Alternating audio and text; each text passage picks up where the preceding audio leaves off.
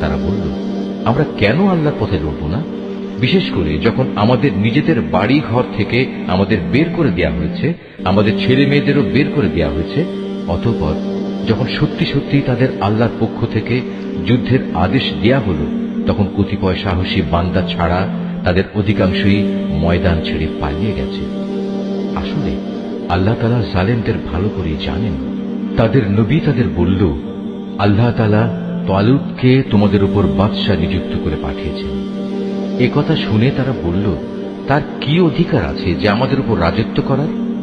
বাদশাহীর অধিকার বরং তার চাইতে আমাদেরই বেশি রয়েছে। তাছাড়া অর্থ প্রাচুর্যও তো তার বেশি নেই।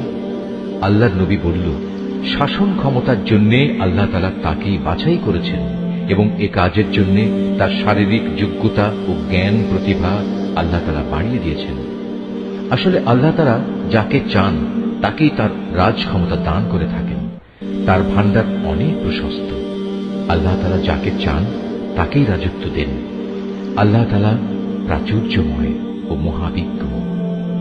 তাদের নবী তাদের আরো বলল, আল্লাহ তাআলা যাকে পাঠাচ্ছেন তার বাদশাহীর অবশ্যই একটা চিহ্ন থাকবে, এবং তা হচ্ছে সে তোমাদের সামনে হারানো সিন্দুকটি এনে হাজির করবে। এতে তোমাদের জন্য আল্লাহর পক্ষ থেকে সান্ত্বনা ও প্রশান্তির বিষয় থাকবে। তাছাড়া এ অমূল্য সিন্দুকে মুসা ও হারুনের পরিবার পরিজনের কিছু রেখে যাওয়া জিনিসপত্রও থাকবে। আল্লাহ তাআলার নির্দেশে তার ফেরেশতারা এই সিন্দুক তোমাদের জন্য বহন করে আনবে। যদি তোমরা বিশ্বাস স্থাপন করো তাহলে তোমরা দেখবে এ সব কিছুতে তোমাদের জন্য এক ধরনের নিদর্শন রয়েছে। রাজত্ব পেয়ে তালুত নিজ বাহিনী নিয়ে যখন এগিয়ে গেল, তখন সে তার লোকদের বলল, আল্লাহ তাআলা একটি নদীর পানি দিয়ে তোমাদের পরীক্ষা করবেন। যদি তোমাদের মধ্যে কেউ এর পানি পান করে তাহলে সে আর আমার দলভুক্ত থাকবে না, আর যে ব্যক্তি তা খাবে না সে অবশ্যই আমার দলভুক্ত থাকবে। তবে কেউ যদি তার হাত দিয়ে সামান্য এক আজলা পানি খেয়ে নেয় তা ভিন্ন কথা। অতঃপর সেখানে গিয়ে হাতে গোনা কয়েকজন লোক ছাড়া আর সবাই তৃপ্তি ভরে পানি পান করল। এই কয়েকজন লোক যারা তার কথায় তার সাথে ঈমান এনেছিল, তারা এবং তালুত যখন নদী পার হয়ে এগিয়ে গেল, তখন তারা নিজেদের দীনতা দেখে বলে উঠল, হে আল্লাহ, আজ জালুত এবং তার বিশাল বাহিনীর মোকাবেলা করার শক্তি আমাদের নেই।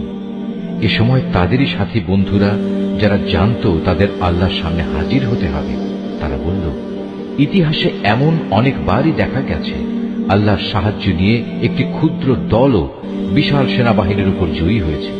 কেননা আল্লাহ তাআলা ধৈর্যশীলদের সাথেই থাকেন। তারপর যখন সে তার সৈন্য নিয়ে মোকাবেলা করার জন্য দাঁড়ালো, তখন তারা আল্লাহর কাছে সাহায্য চেয়ে বলল, হে আমাদের মালিক, তুমি আমাদের সবরের তৌফিক দান করো। দুশমনের মোকাবেলায় আমাদের কদম অটল রাখো এবং অবিশ্বাসী কাফেরদের মোকাবেলায় তুমি আমাদের সাহায্য করো।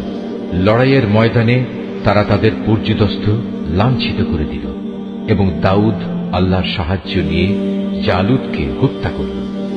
আল্লাহ তাআলা তাকে দুনিয়ার রাজত্ব দান করলেন এবং তাকে রাজ ক্ষমতা চালানোর কৌশল শিক্ষা দিলেন। আল্লাহ তাআলা তাকে নিজ ইচ্ছা মতো আরো বহু বিষয়ের জ্ঞান দান করলেন।